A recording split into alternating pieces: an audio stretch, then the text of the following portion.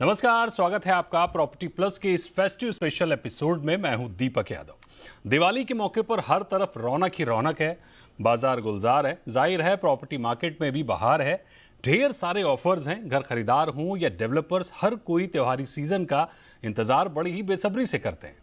तो आज के इस शो में जानेंगे कि इस दिवाली प्रॉपर्टी मार्केट में किस तरह का ट्रेंड देखने को मिल रहा है, डेवलपर्स क्या लक्ष्य और रणनीति लेकर चल रहे हैं। बहुत ही खास चर्चा होने वाली है, क्योंकि बात चाहे एनसीआर की हो, एमएमआर की हो या फिर दक्षिण भारत के रियल्टी सेक्टर की हो, आपको रियल्टी सेक्टर का 360 डिग्री एनालिसिस देने की कोशिश करेंगे।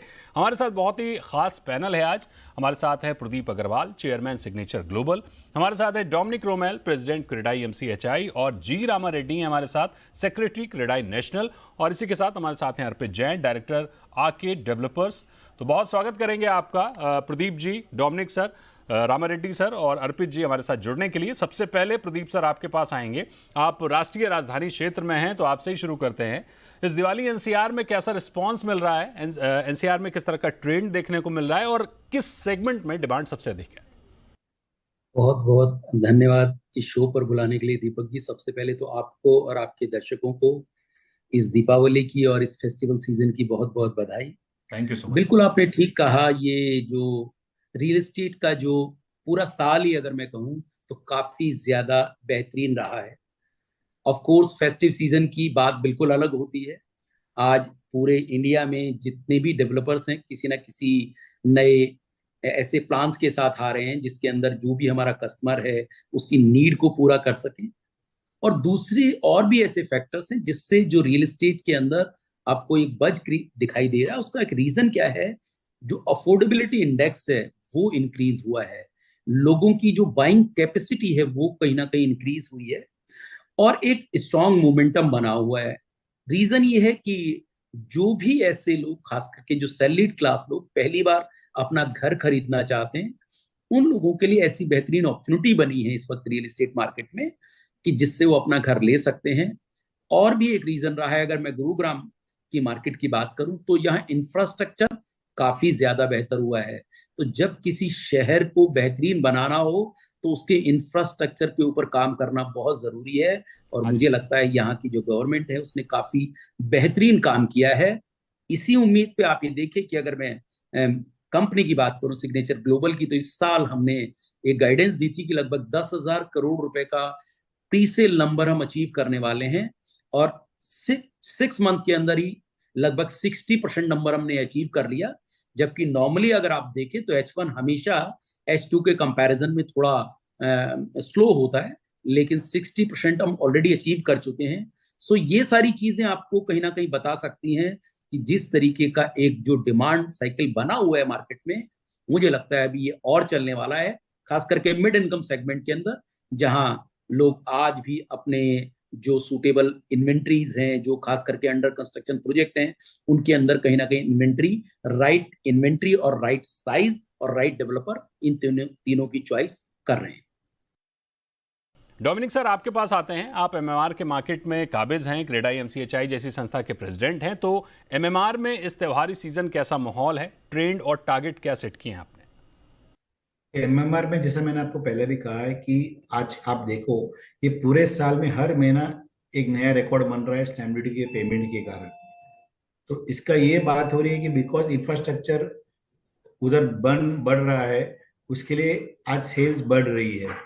प्लस जैसे मैंने कहा कि दो चीज जो आप साथ दे रहे हैं जो नए फर्स्ट टाइम होम बायर्स के लिए, वो है उनका आज जो गोल्ड है और जो शेयर मार्केट का एसआईपी है, वो दोनों चीज की एक रीवैल्यूएशन आ रही है और उनको एक वापस एक पैसा आ रहा है जिसमें जो घर में काम आती है वो जी। काम आज का आ रहा है उनको। ठीक। तो और बिकॉज ऑफ द इकोनॉमी भी, अपने जो इकोनॉमी अच्छी चल रही है thanks to the government of India, तो सबके कारण कहाँ न कहाँ से उनको एक जो शॉर्टफॉल पड़ रही है पैसा बनने की, दो इन्फ्लेशन इज हाई, और वो पूरी पैसा आपको कहाँ न कहाँ से मिल रहा है और उनको एक सुविधा हो रही है। आज रेट ऑफ इंटरेस्ट हाई होते हुए भी आज इतने सारे अच्छी सेल हो रही है। तो ये मेरा कहना था। और स्पेशली आप देखो बॉम्बे में आज इंफ्रास्ट्रक्चर 330 किलोमीटर की मेट्रो रेल और जुड़ आज बिल्कुल। काम चालू है, रोड आ गया है। तो ये सारे इंफ्रास्ट्रक्चर एक आदमी को ये मुकाम पे ले रहा है कि भाई एक अच्छा घर ले ले। और घर की जो इक्विटी की जो प्राइस है वो हर टाइम बढ़ती जा रही है, कम होती ही नहीं आज तक। एक ही इंडेक्स है जो कभी कम हुई नहीं है, वो रियल एस्टेट की इंडेक्स है। तो इसके लिए पब्लिक को अपना एक भरोसा है कि ये ऐसा इन्वेस्टमेंट है जो हम घर वापर भी सकते हैं और इसकी कीमत भी बढ़ती है। रामारेड्डी सर, आपके पास आते हैं। एनसीआर एमएमआर की बात तो हो गई, लेकिन दक्षिण भारत का मार्केट कैसे रिएक्ट कर रहा है इस दिवाली में? या real estate across the country अच्छा है, मतलब एक साल से really it's going very well. मतलब अभी ने प्रदीप जी बताया और डोमिनिक जी बताया, हम साउथ इंडिया में भी Bengaluru is doing really well, अच्छा कर रहा है। चेन्नई भी बहुत इंप्रूव हो गया। एंड आंध्र प्रदेश में नया गवर्नमेंट आया, वो अमरावती का लेके आई थिंक नायडू जी जो नया chief minister is putting lot of efforts to lure the investors into that. Amravati is a big dream of Andhra Pradesh. So a lot of investments are, expected into Amravati also. So Hyderabad, anyway, it's been dominating across the country for many years, I think last 2-3 years. But this year, the new government has come, changes have been happening. So new chief minister also, he was a realtor, and he always talks about real estate industry को मैं ऐसा करूंगा वैसा करूंगा बोल के बहुत बता रहा है। So और कुछ नया decisions he has taken, like Musi river front को, they are talking huge money में बता रहे, इतना 20-30,000 crore they are going to invest in Musi river front को अच्छा बनाने के लिए। और ट्रिपल आर करके रीजनल रिंग रोड करके 325 किलोमीटर का रीजनल रिंग रोड भी वो प्लानिंग में है। और एक फोर्थ सिटी करके हैदराबाद में एक आने वाला है, 20,000 एकर्स ऑफ लैंड अवेलेबल है ऑलरेडी। उसमें ऑलरेडी सम स्किल यूनिवर्सिटी का इनाग्रेशन फाउंडेशन स्टोन डेड है, उसका आनंद महिंद्रा जी द चेयरमैन है उनका। Then they wanted to have artificial intelligence hub there बनाने का है, वर्ल्ड ट्रेड सेंटर का एक इनाग्रेशन हुआ है। Like that there are many plans are there for the new government, but थोड़ा सा because of the prices of gone up, बहुत ज्यादा बढ़े थे हैदराबाद में, थोड़ा सा correction is taking place. But all the initiative what this new government is taking, many industries are planning to come into this Hyderabad. So definitely next 3 to 6 months में you can see again real estate का boom अच्छा होगा। और Diwali particularly in Diwali का time पे everyone looks, अच्छे दिन के लोग सोचता है, पूरा जो भी है ऑलरेडी सेलेक्ट किया, तो भी दिवाली के दिन those days में आके उन लोग they will give their check and they will book the because it's a memory. वो दिवाली के दिन वो खरीदा है, ऑस्पिशियस डेज है ऑलवेज। इसमें हमारे पास संक्रांति भी एक ऑस्पिशियस है अपने पास, एक कंटिन्यूस टू दिवाली। जनवरी में भी अच्छा सेल होता है, स्पेशली तेलुगु स्टेट्स में और साउथ इंडिया में Sankranti is also festive season में बहुत अच्छा है। दिवाली एंड संक्रांति में बहुत अच्छा सेल्स होता है। अर्पित जी, आपके पास आएंगे, आपसे समझना चाहेंगे कि फेस्टिव सीजन में ऑफर्स बहुत बड़ा रोल अदा करते हैं। लोग इंतजार करते हैं फेस्टिव ऑफर में कि अगर कोई अच्छा ऑफर मिलता है तो वो प्रॉपर्टी के अपने डिसीजंस लेते हैं। तो इस बार अगर हम देखें तो किस तरह के ऑफर्स देखने को मिल रहे हैं रियल्टी मार्केट में? सो जनरली जैसे अभी सबने बताया यहाँ पे कि overall the response is very good across the nation. And ये एक फेस्टिव माहौल जो एक है, it's more of emotional buying. जैसे अभी सर ने बताया, डोमिनिक सर ने और राम रेड्डी सर ने, कि एक वो इमोशन होता है कि भले हमने फाइनलाइज कर दिया हो और फिर दिवाली के टाइम पे बुकिंग करना हो, just to capitalise that emotion. Generally आप देखेंगे तो कोई गोल्ड कॉइन ऑफर्स होते हैं किधर, या तो फिर कोई थोड़े बहुत पेमेंट स्कीम्स या कंस्ट्रक्शन लिंक्ड को थोड़ा परे जाके एक थोड़ा ब्रेक दे देते हैं उनको, माइलस्टोन पेमेंट दे देते हैं, या तो फिर कुछ एयर कंडीशन होम्स या मॉडुलर किचन, ऐसे ऑफर्स जनरली आते हैं मार्केट में, and which just capitalises on the emotional value of the festive season. Pradeep sir, festive season का कुछ गलत फायदा भी उठाने की कोशिश होती है। हम देखते हैं भ्रामक विज्ञापन या ऑफर्स के चलते घर खरीदार गलत प्रोजेक्ट में फंस जाते हैं।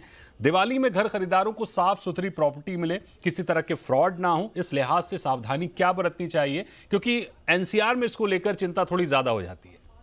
दीपक जी, बिल्कुल राइट पॉइंट आपने कहा है। देखिए, जो फेस्टिवल सीजन है, फेस्टिवल सीजन में किसी भी प्रॉपर्टी को लेना बहुत ऑस्पिशियस है। डिसीजन मेकिंग थोड़ी आसान हो जाती है, क्योंकि ऐसे पॉजिटिव एनवायरनमेंट में ले रहे होते हैं।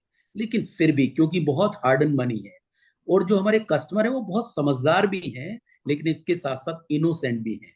मेरा आपके माध्यम से आपके कस्टमर्स को ये सुझाव रहेगा कि किसी भी प्रॉपर्टी को बाय करने से पहले उस डेवलपर का बैकग्राउंड, पूरा उसका जो ट्रैक रिकॉर्ड रहा है, वो जरूर चेक करें।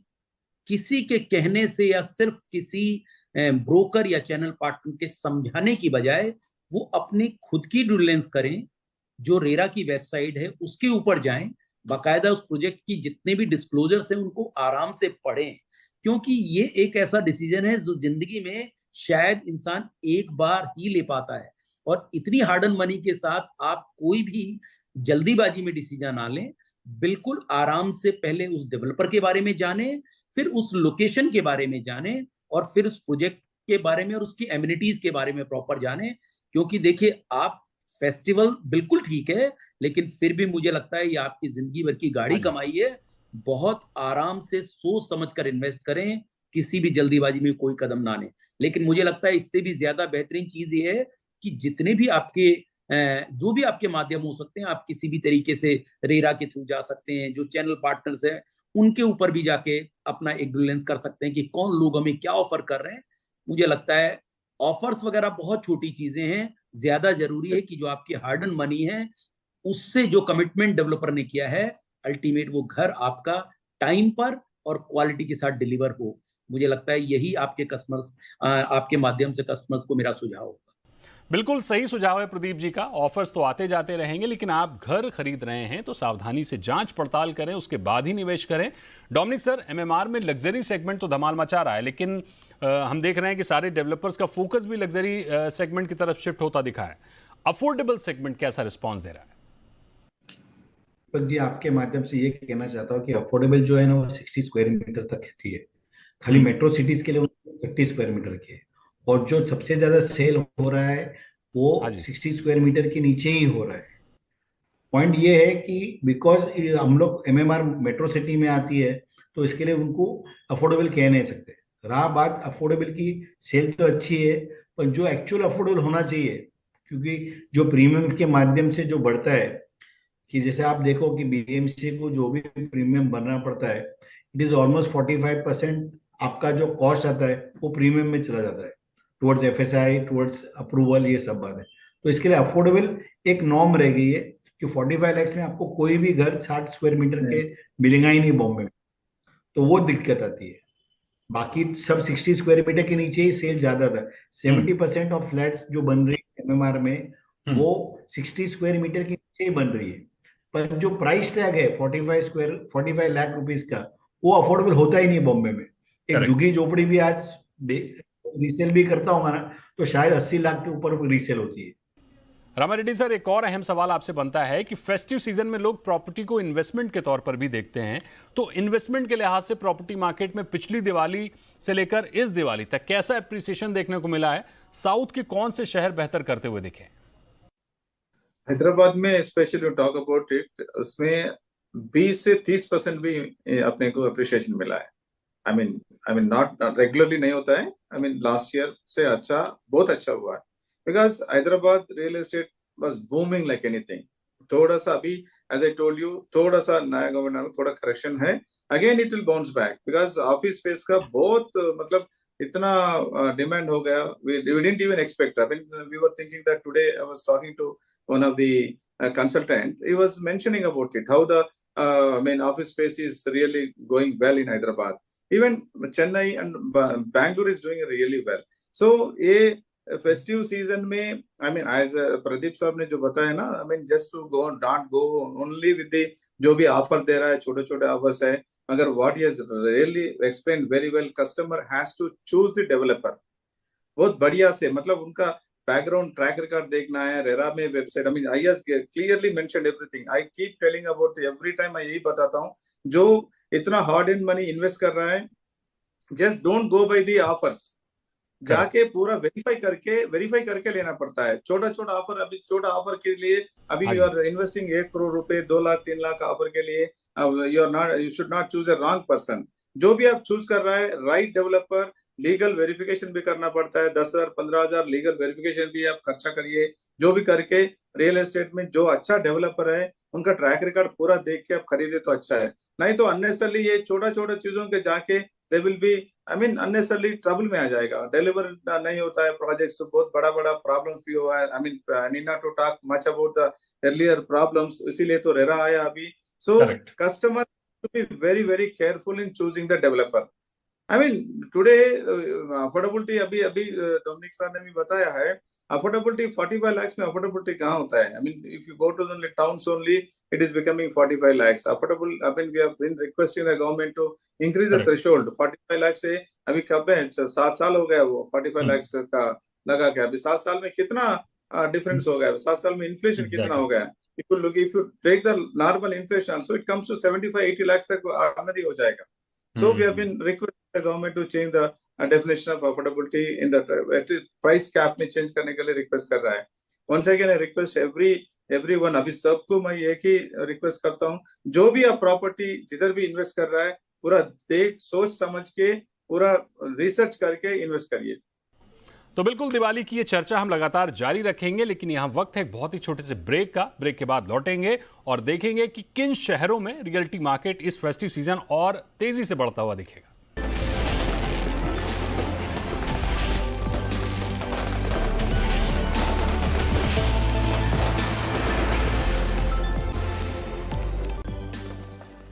Welcome back. आप देख रहे हैं प्रॉपर्टी प्लस और आज हम चर्चा कर रहे हैं फेस्टिव सीजन को ध्यान में रखते हुए कि जो टॉप मार्केट्स हैं इंडिया के रियल एस्टेट मार्केट, उनमें किस तरह का ट्रेंड देखने को मिल रहा है, डेवलपर्स क्या स्ट्रेटजी लेकर चल रहे हैं, किस तरह के ऑफर्स हैं. इन्हीं सब बातों पर चर्चा जारी है. तमाम मेहमान हमारे साथ जुड़े हुए हैं और चर्चा को आगे बढ़ाते हैं. प्रदीप सर, एनसीआर एक ऐसा मार्केट है जो हमेशा से ही चर्चा में रहता है.